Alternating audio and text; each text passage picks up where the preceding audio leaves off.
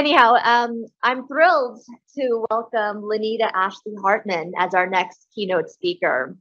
Lenita is the Associate Director of Early Intervention Colorado Part C at the Colorado Department of Early Childhood and has worked for the state team for the past 12 years. She's been in the field of early childhood and special education for 30 years as a provider, teacher, and director. Lenita leads cross-collaboration activities to improve access to early intervention for children with delays and disabilities, as well as children referred through CAPTA. Lenita currently serves on the Supports Colorado Steering Committee and is committed to supporting children and their families through an inclusive and multi-generational lens. And I think notably, we were just speaking on the tremendous amount of transition and flux and expansion that's been happening for her and her group. And so I think it's very timely and very relevant for us to hear about what's happening in early intervention and how we here at Chosen can better interface and collaborate. So thanks so much, Lenita. All right, thank you, everyone. I'm so glad to be here today. And I do have slides prepared, but I also want to allow enough time for you to ask any questions that you might have about early intervention, because we know it can be a confusing process. And those of you in our room are key players in the process of referral and children benefiting from early intervention while they're with us to the age of 3. So what has been happening? There has been the creation, as you may be aware of the Colorado Department of Early Childhood, which is very exciting for all of us because it's really bringing services and supports and attention to early childhood and bringing it all under one roof. This happened effective July 1st, 2022. So brand new, right? We're in our infancy. And Dr. Lisa Roy has been appointed as the executive director. And so we're getting our house in order right now. We just secured office space. We're hiring, we're creating our leadership team. We don't even have a complete org chart yet. So that's how new we are. Meanwhile, same kind of time frame, the evaluation responsibility for children birth to 3, it transferred to the Colorado Department of Early Childhood as well. And this process began in 2018, but it was effective, coincidentally, July 1st, 2022. So we've had massive systems change. And so we're asking for your understanding and grace as we really create the system from the bottom up. And so everything right now is happening all at once. And it is a really exciting time, but it's a very busy time for our organizations. So we began taking referral and intake effective May 1st. So we started taking all of the referrals so that we could get that in place in time for July 1. We also implemented an extended Part C option, and that was effective May 1st of 2022. And what that means is that children that are turning 3 that are already in early intervention services, if they are eligible for preschool special education and they have that birth date, like a May birth date, and they turn 3, they don't have services for preschool special education over the summer, they can remain in early intervention. And that is a huge change for us, an exciting change for families, and something we just wanted to quickly draw your attention to. So I want to talk a little bit about a program called Early Start. And I don't know, just a show of hands, if you've heard of it, if it's a model that you've heard being kicked around. It's really about how can we serve more children and children that don't necessarily traditionally fall under the early intervention definition of having a developmental disability or delay, right? So many of the children that we're talking about here today, so substance exposed newborns, you see them, you refer them to early intervention, they don't qualify because we're not seeing a delay yet we're still concerned. We still want to give them support. Children with fetal alcohol, substance disorders, right? Same thing. We may not have a diagnosis. They may not become eligible for early intervention, yet we still have concerns. We still want to give them support. So Early Start is a program that we hope will support children and families in some of these areas. So we went to the Joint Budget Committee and we asked for funding for this program, and their response was to generously approve $8 million to broaden eligibility for early intervention. So we're still interested in Early Start. We're still pursuing funding for it. However, that's going to be its own separate bucket of work. And meanwhile, we're taking on looking at right now as we speak how we can broaden eligibility. So right now our eligibility criteria is a 33% delay in one or more of the developmental domains or an established condition, and that's 50% or greater statistical probability in resulting in developmental delay. Living with a family member who has a diagnosed disability are the ways that a child can be eligible right now. So these are some of the conditions that we have said children are at risk for developmental delay. Children that are referred from the child welfare system, they're in that same boat. We get a lot of referrals through CAPTA, the Child Abuse Prevention and Treatment Act, and there's a lot of struggles with families understanding why they were referred, contacting families, and if we do contact them and they do agree to go through evaluation, consenting to ongoing services or even qualifying for services. And we know, again, this is a group of children that we do want to support and we have concerns about. And so thinking about how we can best serve them in other ways. So we really believe that Early Start is still the answer that we're looking for to support them in a different way than Part C services. Because Part C of IDEA has a lot of requirements around what we're allowed to do and what we're not allowed to do. An example of that would be children that might have some delays, but they're milder and they don't meet early intervention criteria. And we could support them with group interventions, maybe a speech group, maybe a social emotional play group. We're not allowed to do that within the confines of Part C.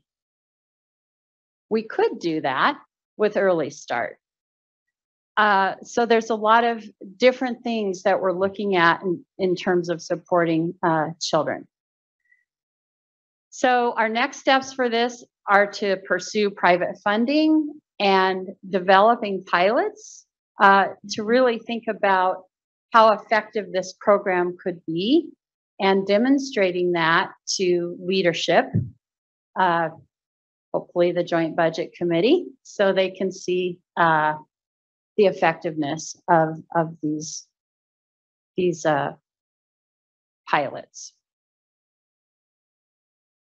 Okay, so let's talk about referral intake and evaluation a little bit. So Currently, our new referral and intake line, it's the EI Colorado referral line. We have a 1-800 number. We have an email. We have fax. So we have lots of ways to make a referral. Some of those are working better than others right now. You may have experienced some frustration with our fax in particular. And so we are really scrambling to get an electronic e-fax method of accepting referrals. So we're working through some of those things right now. So if you're saying, hey, I made a referral, I'm not hearing back, I don't know if the child made it, what's happening with early intervention? We are really trying to make sure we're not missing kids, we're not missing referrals, we're circling back for those referrals. So to date, since July, total number of referrals, 4,779, just a few. And managed by the state team are 1,758. And the reason that I say that is because the majority of referrals are coming to EI Colorado at the state, but we still have some local programs that are accepting referrals. And we're doing this because we really want to have the message that there's no wrong door. So no matter where you refer, no matter where a family calls, that they get the support they need. Some of the larger metro areas, Rocky Mountain Human Services, Developmental Pathways, are a couple examples that they are still accepting their own referrals and managing those. And for the time being, they're going to continue to do so.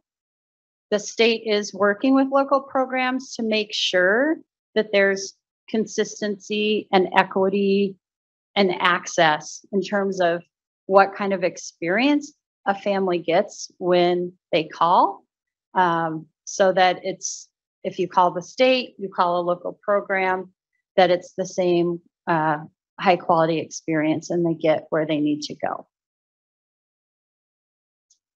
Referral status updates. Just show of hands if you're familiar with what I'm talking about. Okay, few hands. So what this means is that we want to make sure that the referral source knows what happened to that referral. So if you refer a child, that you get a receipt, a recognition, yes, we received the referral. And that is hopefully going to happen automatically with a referral that is emailed or a referral that is faxed very shortly. And we think that that's going to make things a little bit smoother. Then the second one, you'll see that coming from the child's local program. So that would be, yes, this child was eligible or not. And with parent consent, we can share the child's plan of care. So the IFSP, the individual plan for the child. And a lot of that, what we've heard in terms of feedback from our local programs is often the referral status update is sent, but it may be that it's sent to the practice and it's filed by somebody in the practice and the physician isn't seeing it. And so there's a lot of work to be done with communication around how can we better meet your needs for knowing that a referral was received and what happens next. And I want to talk about that a little bit just so you know what that looks like when you make a referral. So if you make a referral to early intervention, within 3 days, we are calling the family. That's what is supposed to be happening. That's what's ideal. That's what's required. Can I honestly say it's happening within 3 days consistently right now? We're getting better, but we're probably not quite there with volume and everything. But 3 days, we're calling the family. We're explaining to them what early intervention is, which is a voluntary program, no cost to the family. Services can be provided in the home, they can be provided virtually, and they are family driven. So it's based on the concerns and priorities of the family, what they want to focus on. So even if you make a referral because you're concerned about language and communication, and the child is eligible after the evaluation, and the family says, you know, everybody in my family, they're late talkers. We don't care about that. What we really care about is that we haven't slept through the night in 18 months. That's what we're going to focus on. And that doesn't mean we're going to ignore language and communication, but we're going to honor the family. And when it's family driven and we have those relationships and we build that trust, then it's going to be easier to have a conversation about, here's some strategies, here's some ways that you can, you know, help your child develop language, develop some of these communication skills. And so that does come along in the program, but we also hear that a lot from medical practices. I referred him for speech and they're working on these other crazy things. What's going on? It's because the philosophy of our program is that it's parent driven. So after the child is referred, we explain the program. We're going to schedule an evaluation. The evaluation and the plan has to be completed within 45 days. So that's the window that we have to get everything done. The evaluation is multidisciplinary. So it is one professional in the area of concern and an additional provider. So it's two providers and they look at all areas of development, including hearing and vision. So that's the requirement. A lot of those evaluations right now are taking place virtually. Some of them are in person. It just depends on where the child and family is in the state and the capacity of the evaluation teams. After the evaluation, it's either that same day, right there when the evaluation occurs, or by the next day that the family is informed if they're eligible or not, and they consent to move forward with developing a plan and services. The plan is developed with a service coordinator who walks the family through every step of the process, and the providers. And they develop that plan together. After the family consents to, agrees to the plan, signs off on it, then there's 28 days to assign a provider. So 45 days, 28 days, that's a long time for a little one, right? And for a family. And sometimes it happens within 2 days. Sometimes it happens within 5 days and they have a provider started and they're working in the home. Sometimes it's a tricky process to match the family's needs and provider availability. And I don't know about you all, but we have a major provider shortage. Families are very interested in having services in the home. Providers are reluctant to be in the home. Like they have been anxious to return to in-person services. And when they're going from home to home, they have anxiety about illness and things of that nature. And so, and we've seen a lot of providers leaving our field for other fields, just like we're seeing across the nation, you know, with the Great Resignation. So that's, so then when services start, they're usually 1 to 2 times a week for 45 minutes in the child's home. And then there is a review of services whenever the family requests it, or at minimally 6 months and annually they rewrite the entire plan and they're in services until their 3rd birthday. So that's kind of what it looks like in a nutshell. And these are the programs that I said are continuing to take referral and intake across the state.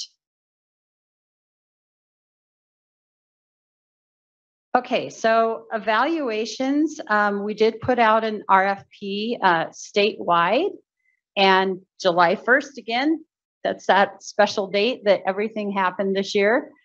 We put in place 16 contracts with evaluation entities. And so those are our providers that are conducting evaluations for us across the state of Colorado. And some of them came from out of state. So they're learning our processes and requirements and what it means to work in the state of Colorado. We have 2 required evaluation tools that they're allowed to use. One is the DAISY-2. The other one is the IDA-2, and we provided training on both of those tools. We aren't doing screening as part of our evaluation process. We're going straight to evaluation, which can also be a challenge again for some of the groups of children we've been talking about today. And so we're really looking at how we can partner with other communities in doing the ASQ, the ASQSE, and doing more screening prior to referral to early intervention. So evaluations completed this far, 4,332, and found eligible 3,824. So that gives you a sense of the numbers that we're looking at currently. And these are the evaluation entities. Some of them are also community center boards, but not all of them. So you can see Rocky Mountain Human Services is on here, Developmental Pathways, North Metro, the Resource Exchange. So some of our larger community center boards are also providing evaluations. That has to be a very separate process. So if you evaluate a child and you find them eligible, you cannot turn around and provide services for them. So we've been very clear about conflict of interest and what that looks like. And for example, Rocky Mountain Human Services, they're doing evaluations for children on the Western Slope. So it's not just for their area that they serve. Okay, now I want to talk about this eligibility change. So this was the piece where we asked for funding for Early Start, and we're given $8 million to broaden eligibility. So the first thing we did was a cost study and realized that we could not change eligibility back to 25% in one area with $8 million. Would cost us about $12 million a year to go back to a 25% delay in one area. So we convened a work group. They will have their last meeting on October 24th.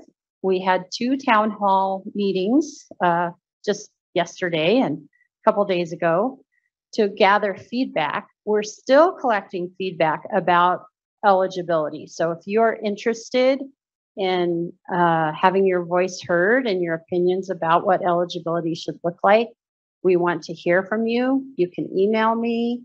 You can email Christy Scott, who is my supervisor at state.co.us, and let her know your feelings about this. After we determine what our new eligibility criteria is going to be, we're going to change that via emergency rule, and that has to happen by January 1st.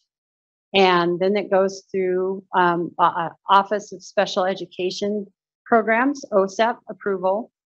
And then we're going to communicate that eligibility change widely beginning February 1 and begin serving families with the new eligibility criteria. So it's exciting for us because we did have to change our eligibility to 33% once the pandemic hit. And so to serve more children is exciting, but we want to make sure that we're doing it carefully and that the funding supports it. So I just wanted to show you very quickly where Colorado falls in the frequency of developmental delay definitions.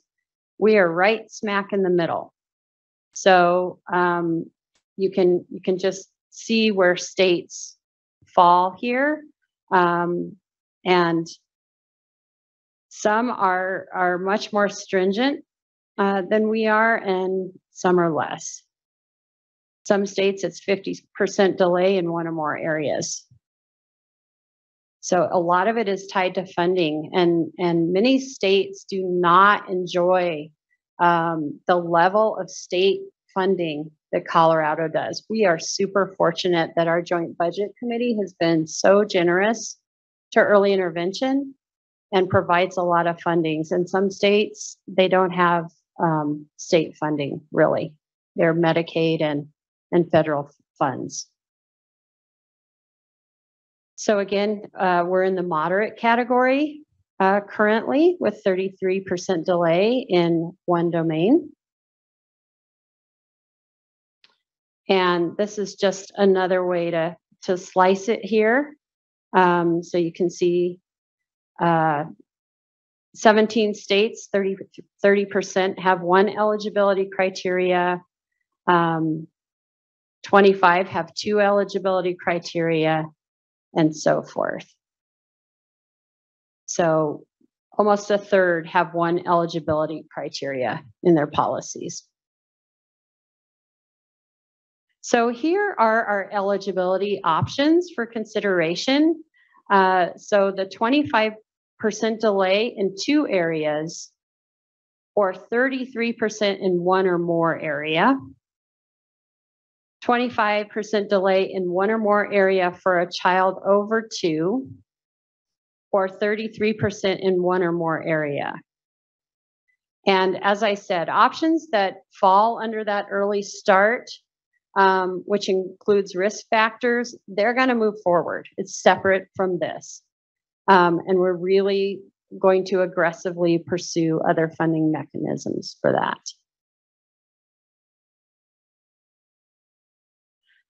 Okay, so I want to talk a little bit about public awareness, just so you know how to refer and what that looks like. We did do a mass mailing of flyers and postcards about our referral numbers and where to find us. We're also in the process of refreshing our website in both English and Spanish, because that has been a barrier for us. The Spanish side of our website has not been fully developed, and so we're aggressively pursuing a refresh of that. We're also going to have a focused media plan for families where there are messages on Facebook, Instagram, Google search, Bright by text with messages for families about early intervention. And we're also developing additional videos to explain the program, just really quick, 30-second, 90-second videos about different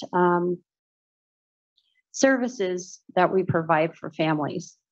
We're also partnering with the American Academy of Pediatrics, the Colorado Academy of Family Physicians, so that we can reach secondary audiences and really get the word out about early intervention and the benefits and how to refer.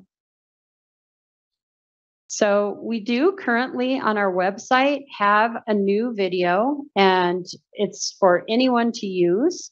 And there are, 90, 30, and 20-second videos in both English and Spanish that you can share with families. It has our 1-800 number on there, as well as our website.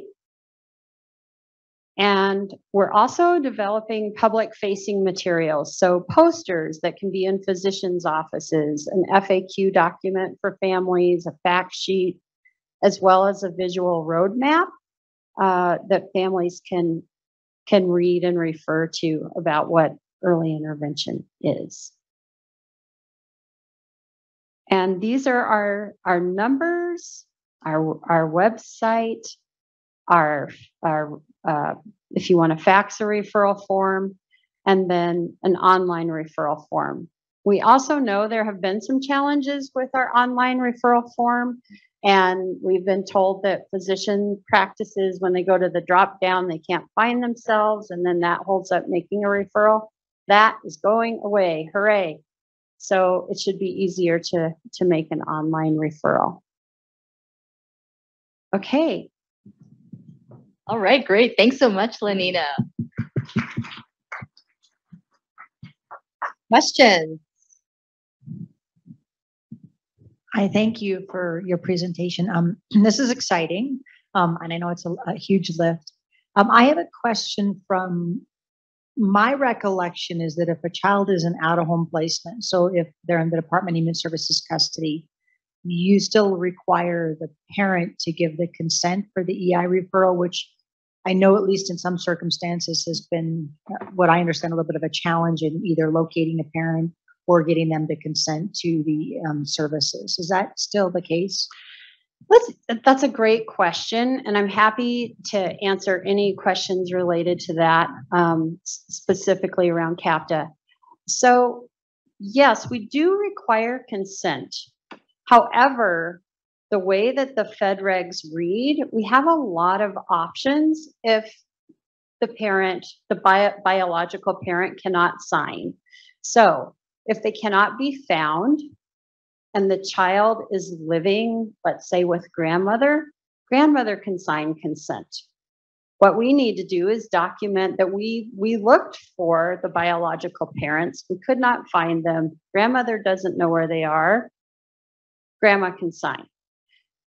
Foster parents can also sign if the biological parent cannot be found and they're living with a foster family. They can also sign consent.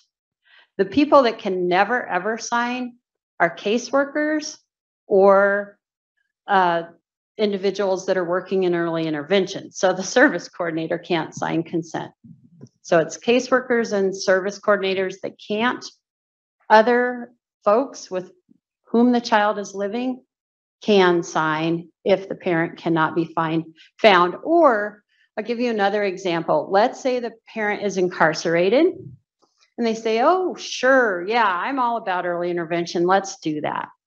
But they never sign. They're not acting as parent under the federal guidelines. We can go to the next person who meets the definition of parent and they could sign. Okay. So it shouldn't be the barrier we're making it. Okay. Okay. That's helpful. And I wonder, and I don't know if this is true, that I think maybe in some counties, foster parents might be being told they shouldn't. So one of the things that we did in Denver related to our foster care clinic was when the kids were put into out-of-home placement, although it can be challenging in that moment, to have a conversation with them about the value of this kind of service. And I'm wondering with this audience, if that's something that when that family is in the hospital and there's care planning that's being done, sometimes we may not even know if they're going to go into out-of-home placement. Is that a reasonable time to have a conversation with the family about the value of this service, and potentially could they sign at that point? Yes.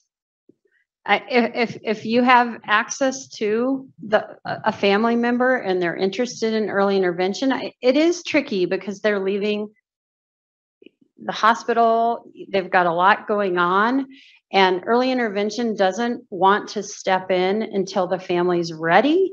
But we also know that we have this really small window of time. And so if we can get consent and families are interested, we'll move forward with it. I mean, I think for Chosen, that certainly has been part of our toolkit, right, of interventions, that EI referral is part of that transition home checklist, that be in place prior to discharge. I recognize that in the newborn nursery, hospital stays are much shorter, although I would say for opioid exposed infants, they should be monitored for at least 5 days, but I know that's not necessarily happening. But certainly in the NICUs, there should be ample opportunity to engage with families about early intervention. I think where it gets tricky for many of the hospital providers is we don't know who does it, right? So it takes people a moment to take a step back and understand your workflow. Like, is it your social worker? Is it your case manager? Is it your discharge coordinator? And we found that until hospitals worked through their workflow to identify the individual who would make these referrals, we saw no change in EI referral rates for our chosen group. But once workflows were better understood, a person was identified, and we said that's the go-to person, then we start to see increases, close to 50, 60% of EI referrals increasing. That's good. So it takes multiple steps for it to happen.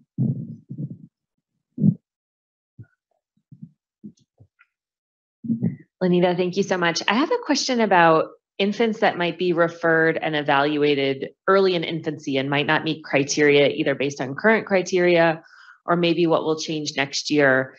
Is there a mechanism or a process for those babies to be reevaluated at any interval?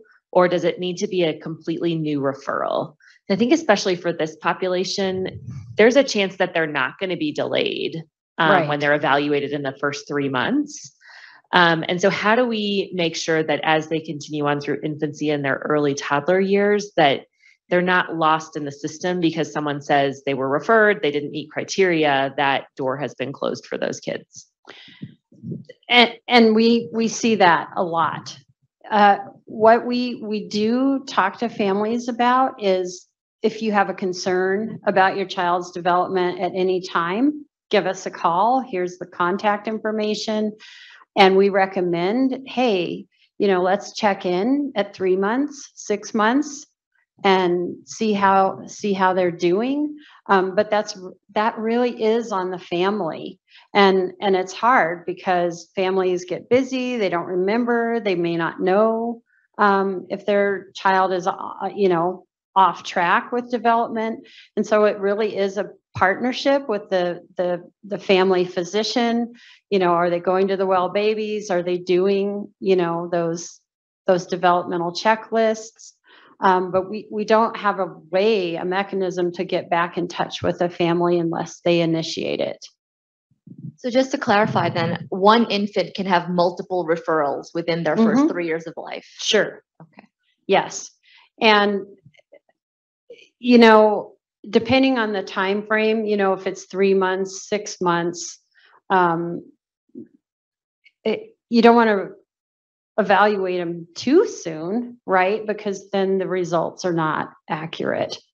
So that's the other piece of it, is the challenge is, okay, what tool do we use now? What did we use before?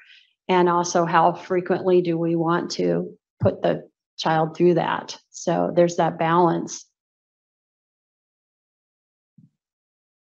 More and more, we're trying to look at our data stratified by a number of both maternal and infant characteristics. We're really centering equity in the work that we're doing. So I have a two-pronged question. The first is, I'm wondering if you have data around the demographics of the population that are referred, subsequently evaluated, and then are eligible to receive services. That's the first.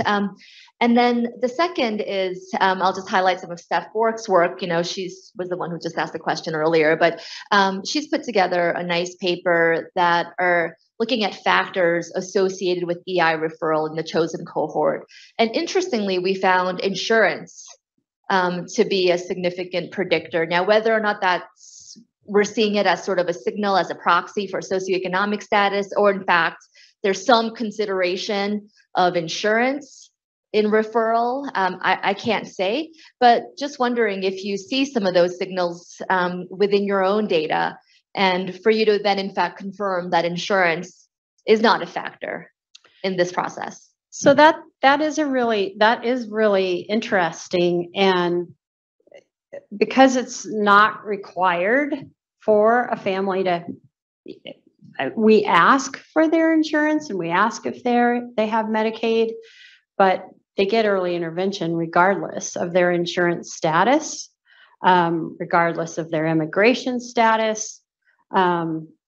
They just have to be under the age of 3. So I will have to take that back and see if we can look at that as a predictor. That's really interesting with the insurance piece. In terms of population and demographics, I do have that, and that's something I can share at a later date. You know, we can connect about that. And we're very concerned about equity and, you know, how we can really increase access and what language are we using to explain our program? How are we relating to families? I'm excited about this move out of the Department of Human Services. Love the Department of Human Services. They're awesome. But it was a barrier for us because we lived under the same house as child welfare. And families are like, oh, wait, you're with the Department of Human Services? No, my answer is no. So my hope is, yes, this is still a state agency. Maybe the Department of Early Childhood doesn't have the stigma attached to it, and we'll see more openness to services.